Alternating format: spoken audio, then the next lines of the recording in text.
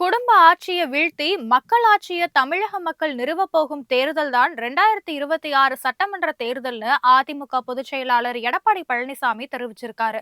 அடுத்த ஆண்டு நடைபெறவுள்ள தமிழக சட்டமன்ற தேர்தலுக்காக மக்களை காப்போம் தமிழகத்தை மீட்போம்ங்கிற பெயர்ல அதிமுக பொதுச் செயலாளர் எடப்பாடி பழனிசாமி தமிழகம் முழுக்க தீவிர தேர்தல் பிரச்சாரம் மேற்கொண்டு வராரு. அந்த வகையில திருத்தணி தொகுதியில பொதுமக்களை சந்தித்து அதிமுக கூட்டணிக்கு ஆதரவு திரட்டினாரு. இது குறித்து அவர் வெளியிட்டுள்ள எக்ஸ் தள பதிவுல, எழுச்சி பயண பொதுக்கூட்டங்கள் வெற்றி விழா கூட்டங்களாக மாறி வருகின்றன.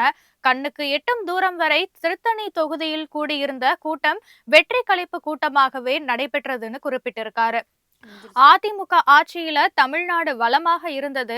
ஆனால் இன்றைய திமுக ஆட்சியில் ஒரு குடும்பம் மட்டும்தான் வளமாக இருக்கிறது என்று குற்றம் சாட்டியிருக்காரு.